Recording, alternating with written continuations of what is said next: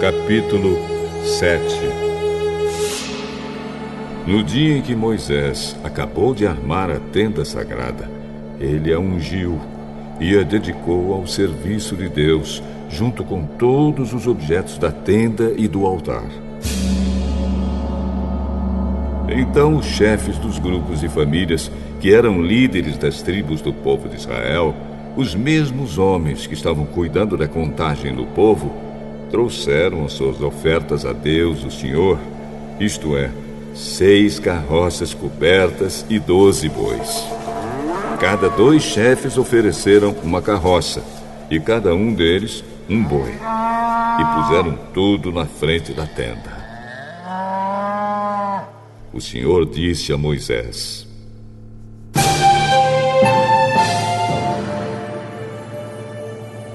receba as carroças e os bois, a fim de serem usados para o serviço da tenda. E dê essas ofertas aos levitas, a cada um de acordo com o serviço que faz.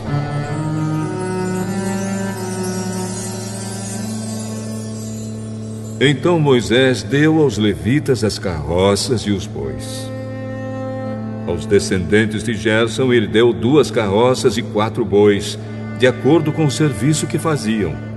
Aos descendentes de Merari, também de acordo com o serviço deles, Moisés deu 4 carroças e 8 bois.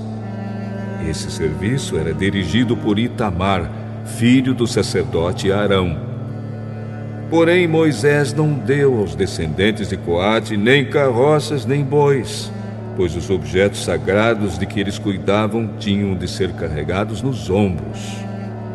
Os chefes também trouxeram as ofertas para comemorar a dedicação do altar ao serviço de Deus.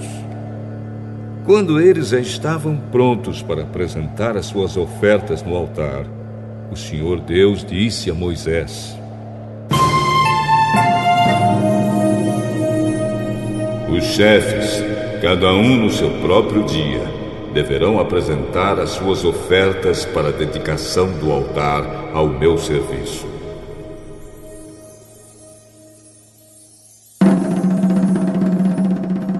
Os 12 chefes apresentaram as suas ofertas na seguinte ordem: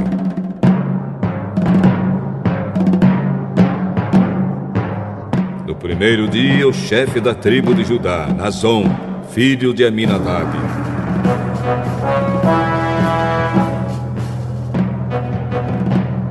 No segundo dia, o chefe da tribo de Issacar, Netanel, filho de Zuar.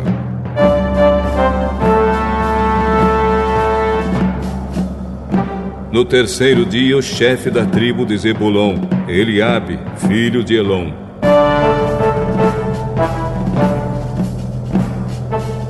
No quarto dia, o chefe da tribo de Ruben, Elisur, filho de Sedeur.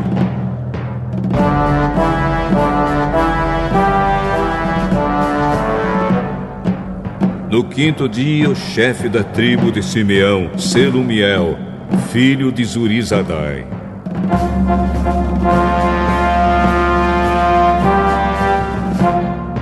No sexto dia, o chefe da tribo de Gade, Eliasaf, filho de Deuel.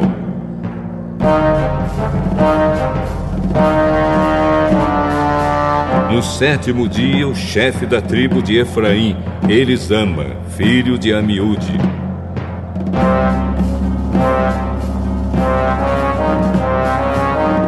No oitavo dia, o chefe da tribo de Manassés, Gamaliel, filho de Pedazur. No nono dia, o chefe da tribo de Benjamim, Abidã, filho de Gideone.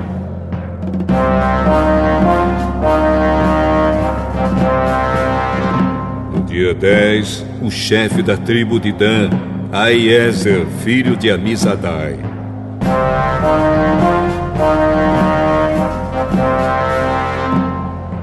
No dia 11, o chefe da tribo de Azer, Pagiel, filho de Ocrã.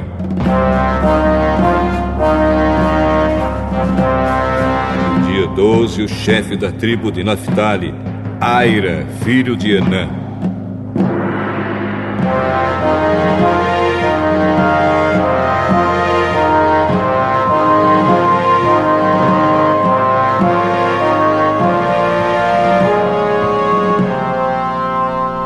As ofertas que cada um trouxe eram iguais.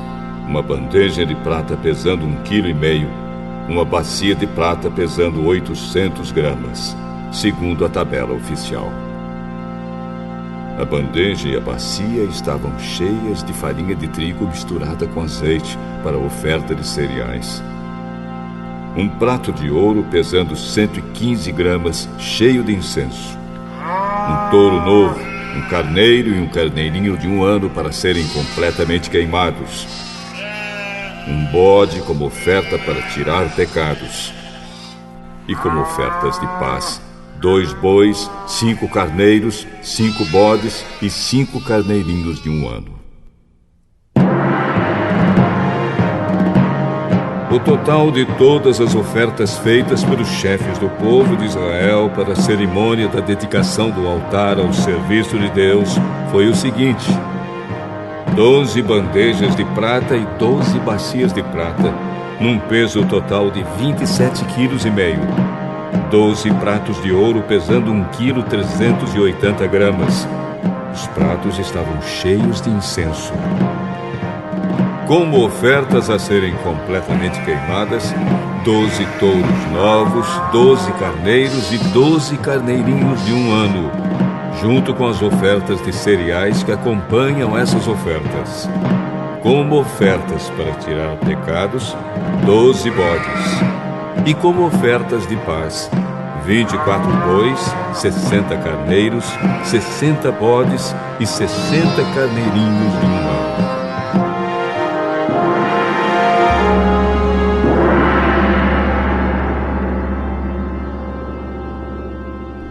Quando Moisés entrou na tenda sagrada para falar com o Senhor, ouviu a voz de Deus falando com ele de cima da tampa da Arca da Aliança, do meio dos 2 querubins. Era assim que Deus falava com Moisés.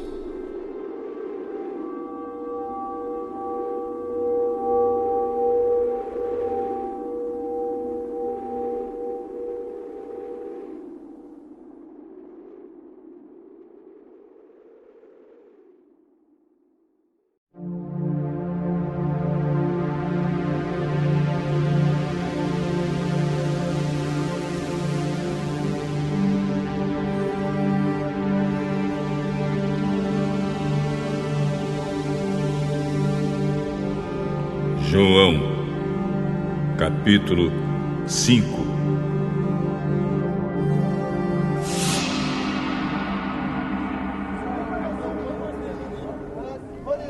Depois disso, houve uma festa dos judeus, e Jesus foi até Jerusalém.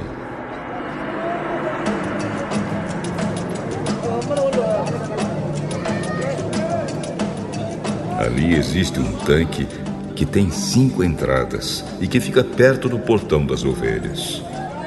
Em hebraico, esse tanque se chama Betesata. Perto das entradas estavam deitados muitos doentes, cegos, aleijados e paralíticos. Esperavam o movimento da água, porque de vez em quando um anjo do Senhor descia e agitava a água. O primeiro doente que entrava no tanque depois disso, sarava de qualquer doença. Entre eles havia um homem que era doente fazia 38 anos. Jesus viu o homem deitado e, sabendo que fazia todo esse tempo que ele era doente, perguntou: "Você quer ficar curado?" "Senhor, eu não tenho ninguém para me pôr no tanque quando a água se mexe. Cada vez que eu tento entrar, outro doente entra antes de mim." "Levante-se, pegue a sua cama e ande." No mesmo instante, o homem ficou curado. Pegou a cama e começou a andar. Isso aconteceu no sábado. Por isso os líderes judeus disseram a ele: hoje é sábado e a nossa lei não permite que você carregue a sua cama neste dia. O homem que me curou me disse: pegue a sua cama e ande. E quem é o homem que mandou você fazer isso? Mas ele não sabia quem tinha sido, pois Jesus havia ido embora por causa da multidão que estava ali. Mais tarde, Jesus encontrou o homem no pátio do templo e disse a ele: escute, você agora está curado. Não peque mais, para que não aconteça com você uma coisa ainda pior. O homem saiu dali e foi dizer aos líderes judeus que quem o havia curado tinha sido Jesus. Então eles começaram a perseguir Jesus, porque ele havia feito essa cura no sábado. Então Jesus disse a eles: o meu pai trabalha até agora, e eu também trabalho. E porque ele disse isso, os líderes judeus ficaram ainda com mais vontade de matá-lo. Pois além de não obedecer à lei do sábado, ele afirmava que Deus era o seu próprio pai, fazendo-se assim igual a Deus. Então Jesus disse a eles: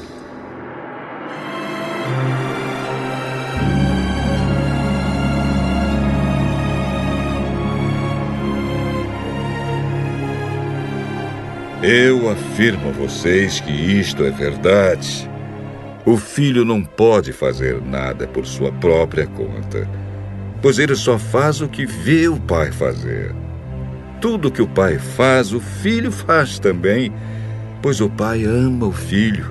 Ele mostra tudo o que está fazendo e vai mostrar a ele coisas ainda maiores do que essas. E vocês vão ficar admirados. Porque, assim como o Pai ressuscita os mortos e dá vida a eles, assim também o Filho dá vida aos que Ele quer. O Pai não julga ninguém, mas deu ao Filho todo o poder para julgar, a fim de que todos respeitem o Filho, assim como respeitam o Pai. Quem não respeita o Filho também não respeita o Pai que o enviou. Eu afirmo a vocês que isto é verdade.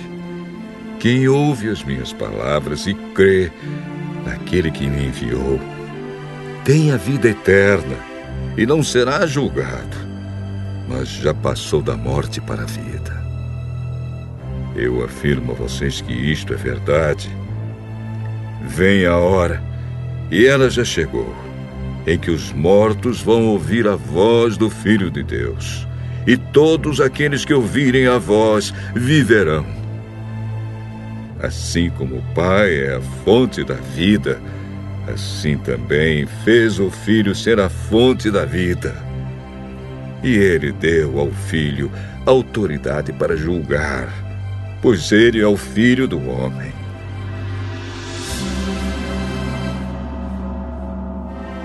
Não fiquem admirados por causa disso, pois está chegando a hora em que todos os mortos ouvirão a voz do Filho do Homem e sairão das suas sepulturas. Aqueles que fizeram o bem vão ressuscitar e viver, e aqueles que fizeram o mal vão ressuscitar e ser condenados. Eu não posso fazer nada por minha própria conta, mas julgo de acordo com o que o Pai me diz. O meu julgamento é justo, porque não procuro fazer a minha própria vontade, mas a vontade daquele que me enviou. Se eu dou testemunho a favor de mim mesmo, então o que digo não tem valor? Mas existe outro que testemunha a meu favor. E eu sei que o que ele diz a respeito de mim é verdade. Vocês mandaram fazer perguntas a João, e o testemunho que ele deu é verdadeiro. Eu não preciso que ninguém dê testemunho a meu favor, mas digo essas coisas para que vocês sejam salvos. João era como uma lamparina que estava acesa e brilhava, e por algum tempo vocês se alegraram com a luz dele. Mas eu tenho um testemunho a meu favor ainda mais forte do que aquele que João deu. São as coisas que eu faço, as quais o meu Pai me mandou fazer. Elas dão testemunho a favor de mim e provam que o Pai me enviou. Também o Pai que me enviou testemunha a meu favor. Vocês nunca ouviram a voz dele, nem viram o seu rosto. As palavras dele não estão no coração de vocês, porque vocês não creem naquele que ele enviou. Vocês estudam as Escrituras Sagradas porque pensam que vão encontrar nelas a vida eterna. E são elas mesmas que dão testemunho a meu favor. Mas vocês não querem vir para mim a fim de ter vida. Eu não procuro ser elogiado pelas pessoas. Quanto a vocês, eu os conheço e sei que não amam a Deus com sinceridade. Eu vim com a autoridade do meu Pai e vocês não me recebem. Quando alguém vem com a sua própria autoridade, esse vocês recebem. Como é que vocês podem crer se aceitam ser elogiados pelos outros e não tentam conseguir os elogios que somente o único Deus pode dar? Não pensem que sou eu que vou acusá-los diante do Pai. Quem vai acusá-los é Moisés, que é aquele em quem vocês confiam. Se vocês acreditassem em Moisés, acreditariam também em mim, pois ele escreveu a meu respeito. Mas se vocês não acreditam no que ele escreveu, como vão acreditar no que eu digo?